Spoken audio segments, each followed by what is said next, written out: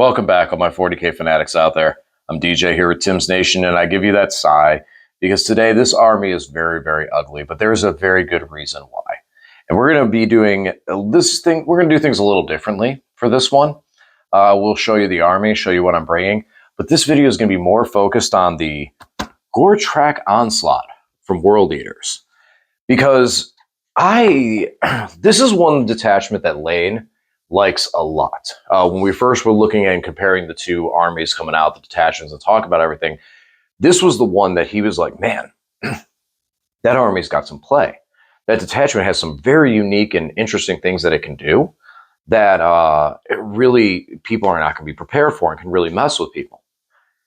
And I couldn't ignore that. It was like, I really like the Demonkin, as obviously I invested to go and have all that. So I have the Demonkin. I just need to get them painted up. But this army is very interesting. So while doing some yard work, I was listening to some different 40K and I couldn't find anything on Goretrack Onslaught. Just some old videos talking about it when it came out, kind of like just reviews for it, but no active tabletop play. So if anyone else is out there is like myself, I wanted to see a game.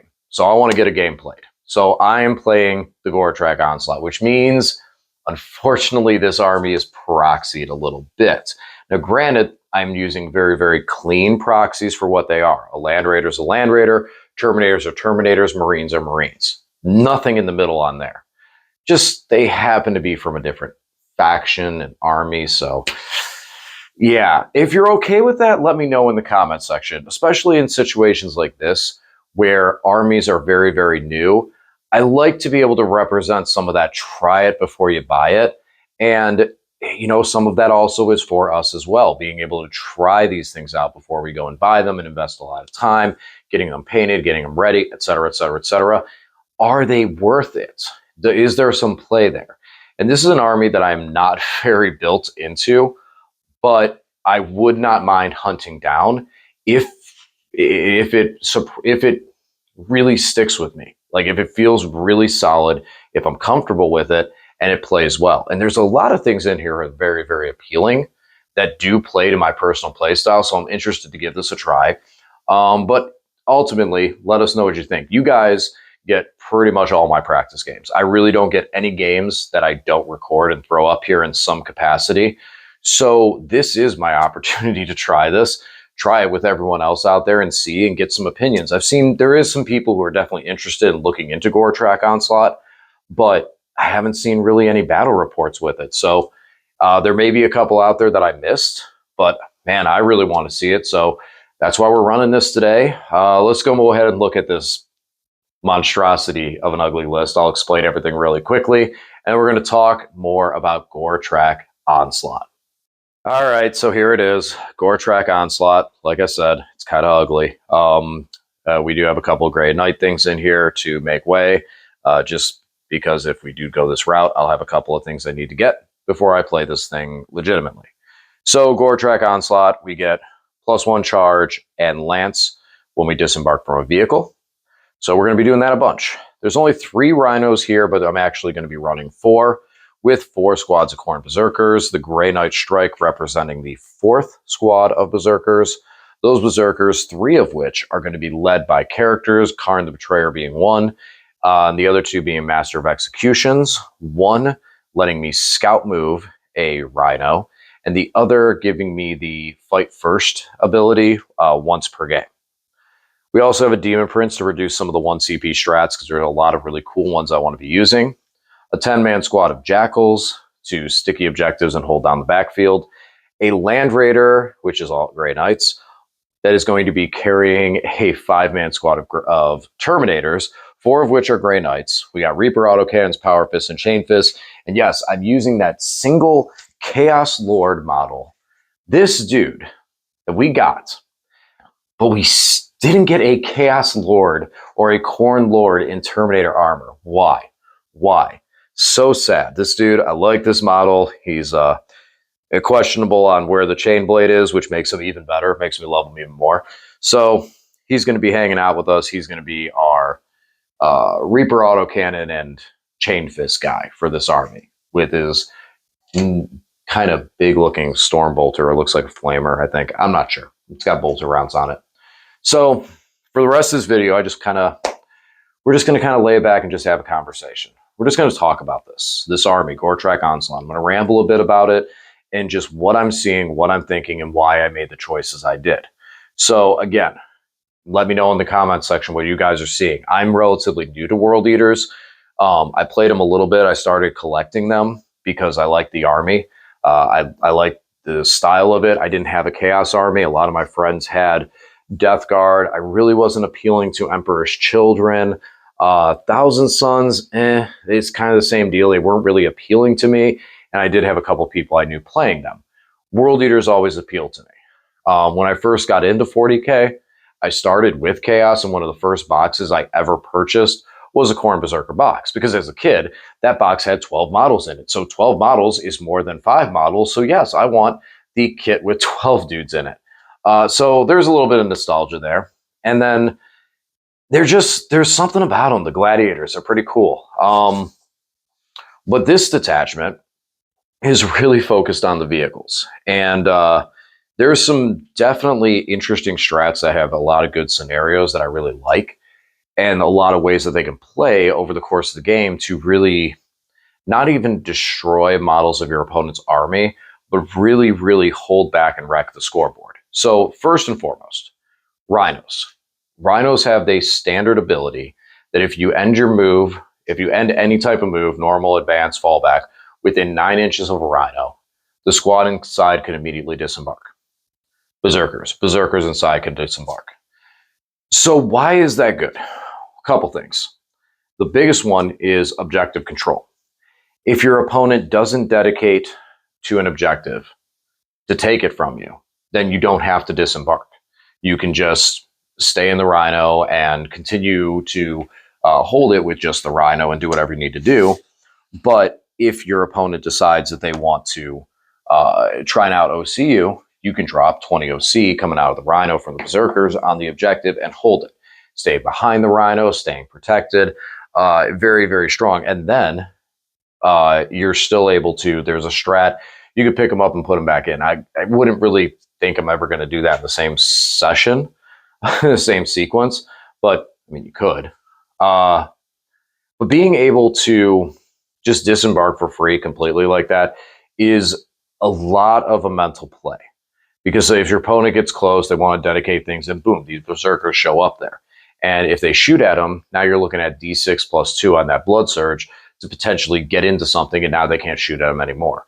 So a lot of movement, a lot of momentum. I think that coming out of the rhino in front and playing on the blood surge is going to be less advantageous than going behind the rhino or behind terrain in some way, shape, or form that allows you to hold an objective. You know, maybe one you weren't quite able to get to, or just being able to put the berserkers behind a wall on an objective where then they can move next turn and be able to charge. You won't get the lance and the +1 to charge, but you'll have a full 10-man berserker squad. So scenario-wise, it's going to be, and that's kind of one of the cool things, is that there is quite a few scenarios where that can come into play.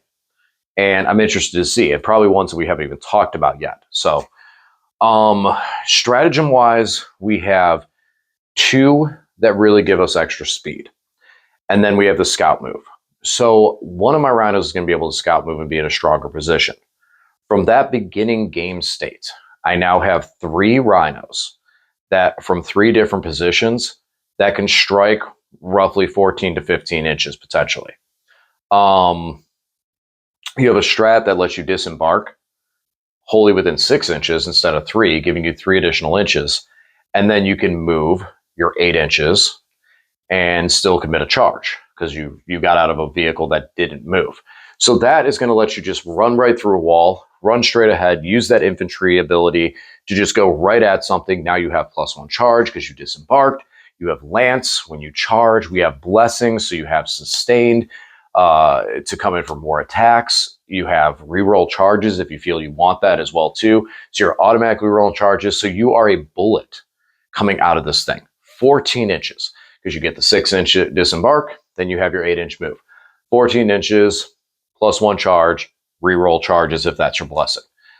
The other one lets you disembark after the Rhino has moved and still charge. That one is putting you 15 inches out there, 12 for the Rhino move, 3 for the disembark. Now that one requires, and is going to make it so, you're going to have to move around walls and stuff like that, move in different directions and stuff.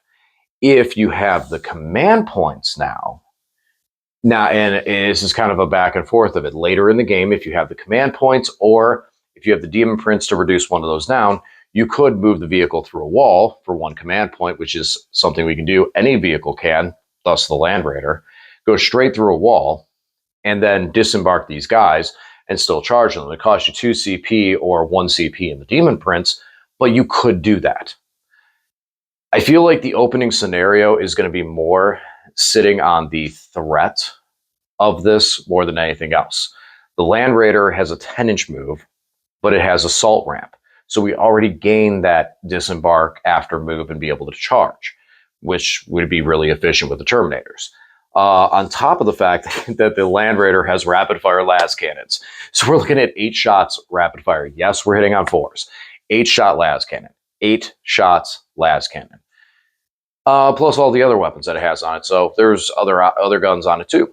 So that's a lot of firepower that thing can bring. Then put the Terminators down, which are super bulky, super durable, charging into a target. They're disembarking, so they're getting +1 charge in Lance, plus blessings for rerolls. All this starts stacking. On top of being able to have the threat of a scout moved Rhino, that now those guys can disembark and move 8 inches, and they're probably further up the field. You can disembark 6 inches off of that Rhino and then move further with that. You have Rhinos that are still in the backfield. So now suddenly that your threat range, and I always base everything kind of in the hammer and anvil deployment, because if you have table quadrants, it's easiest for you to take that deployment zone or take that quarter right in front of you. And now you're in a hammer and anvil style setup going long ways. In many other detachments, it's still very easy to move into there, utilize that terrain, utilize the objective marker over there in no man's land, and get into a hammer and anvil kind of state. So with this, I'm looking at that same way. Except now, instead of just going into the hammer and anvil, we're able to kind of build a crescent. Because with those Rhinos being able to shoot off in any direction and disembark those guys, we now have a little bit more of a threat going this way, going long ways, than some armies may be able to be prepared for, especially in the early goings. When a Rhino, a squad of Berserkers all come pulling up there, and a Land Raider's behind it, now you have to answer the 10 Berserkers, the Rhino, and put yourself in a position that Land Raider and Terminators are coming up behind. Plus more Berserkers. Plus Karn as well. Karn, huge threat. Even when he goes down, he can stand back up, and he's going to make his squad hit stupid hard, especially in the units that are led by characters. Same with Master of Execution. They are going to be able to boost that into units led by characters. So those tougher units that it's like, ooh, well, how do you punch up in these things? By getting rerolls. By having those characters be able to boost those enough to do it. On top of the fact that now, when we talk about all this, I got to talk about secondaries. And once Rhinos disembark their units, what are they going to do? They can go and do secondaries. They can go and complete actions. They can charge. They have 6 attacks at strength 6, and they do hit on 3s. So there is something to be said about them hitting something in combat. But for the most part, they can go out and do actions and complete secondaries and do all this extra stuff. Our big detachment abilities and a lot of our abilities based on getting out of transports, we do have a strat that triggers that lets us, is it only in our opponent's fight phase, or can we do it at the end of our fighting phase too? End of fight phase. Nope, end of fight phase. So ours or our opponent's fight phase. World Eater infantry unit can disembark, that's wholly within 6, can re-embark in the transport. So right before our opponent's turn, we can spend a command point, or right before our turn. Either way, depending on what makes it more defensive. Spend a command point, get the squad back in, and now recommit to some of these things. So that actually is really big, and it is only a transport. So the Terminators could get pulled back into the Land Raider to go out and strike again. It gives that extra layer of speed so that if I do commit heavily to one spot and hit someone really hard and remove stuff, I'm not stuck over there. I can pick up and get to the other side, because one thing is I don't really have any deep strike in this list. Yes, Terminators can deep strike.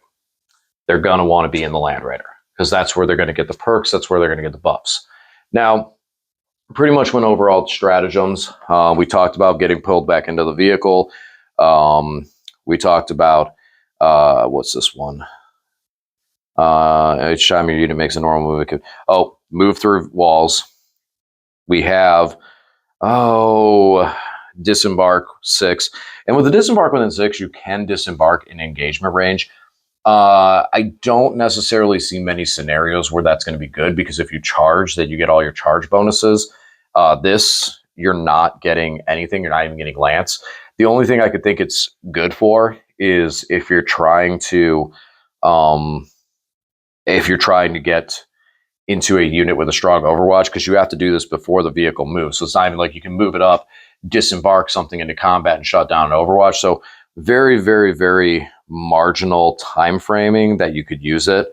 I guess if you're wrapped, but I don't see too many things getting across and wrapping that quickly. I guess when you start moving into your opponent's deployment zone with that stuff, and a Rhino, that wrapping could become an option, could become an issue. So at least there's defense around that. Full Throttle Assault, that's the one where we not been selected move. So that's disembark. After I made a normal move, model from your army has not been selected move. So intend to each time a model disembarks from it after normal move. Oh, that's where you can move the Rhino and still charge. Yep, got that. Your model can move 6. Oh, this one, that one's good. Let me make sure. I think that's everything though. And then army has 1 more wounds. Oh, and then that, yeah. Okay, sorry. There is 2 more. So 2 more. So number 1, we'll talk about if you get shot at, there is a strat for 1 CP that you can immediately disembark the World Eaters inside, the Berserkers, and that unit immediately blood surges. So with a unit like the that's led by the Master of Executions, we're re-rolling the blood surge. So those guys are getting out D6 re-rollable plus 2 inches, plus 3 inches. They're already coming out 5 inches from the Rhino, and then moving D6 more. That can put them right into something and go, oh, nope, that's shut down. Oh, you just shot at me and didn't kill me? Okay, I'm going to shut this unit down before they do something. And really put your opponent on their back foot. That's a huge strat. I don't think it's going to get used as much. Simply because once your opponent is aware of it, they're going to do things to play around it. And it is a lot of reactive moves out of this army, a lot of reactive abilities, which is interesting coming out of World Eaters. But that is a big, big way to just completely shut down someone's shooting phase. Close it out, just close it up. Also, if you are shot at and not destroyed, you have a second stratagem that lets you automatically move 6 inches. I think that one's really good for the Land Raider, personally, into long-range shooting matchups that I might need to slow play somebody and have them dedicate more and get to center and allow me to play my game. That means that if you move a certain way and you go shoot at the Land Raider, I go, okay, cool, you hit me. Now I'm going to move behind this wall and change all the angles of the rest of your shooting. So I think that one's pretty cool. It's also pretty neat that if someone just is like, all right, I'm going to shoot your Rhino, ha ha ha. I do a little bit of damage. You go, okay, I'm going to move the Rhino over here, now next to these guys, and then spend a command point, or for free, depending on Demon Prince positioning, pick the unit up and put them back in. And now next turn, I have a unit to disembark from a Rhino. So thank you for giving me more play. So there is some cool stuff that can do. Again, as you notice, I'm talking sometimes about stacking strats. This army is going to need some CP. We don't have a lot. So the Demon Prince is going to be critical. One issue with the Demon Prince, he needs to be within range of a World Eater's infantry unit. And so we don't really have any infantry units outside of the Jackals that are starting on the field. So I got to kind of watch that of who's going to be where. Again, though, we can pick the unit up with a strat at the end of our opponent's turn. So I can have World Eaters out on the table to protect the Demon Prince and then go, okay, cool. Now we're going to pick the Berserkers up and put them back in the Rhinos and start moving when the Demon Prince can go and move with them as well and rush too. He does have a 10-inch move on foot, so he can keep up with most things. And then if he needs to, he just needs to be within range to go, okay, let's reduce the CP down there. So he's going to be a big part of it. Hopefully, during the early turns, I'll be able to play in a certain way. I'm not going to be, as much as this army could have a very solid Alpha Strike, I think that's only efficient if you had enough CP to do it. So I don't think the Alpha Strike is really what I'm going to be going for per se with this list. I think it's going to be more positioning and making sure that when my opponent tries to play the game, I'm able to stop them with high OC, fast units that are able to strike from positions that they're not really able to get to. Having that 15, 14-inch threat range, being able to go through walls with vehicles, having all these different options of things I can do, means that when I am able to stack those stratagems, I'm going to be able to really hit my opponent hard in a way that they're most scenarios not going to expect. So let's give it a try.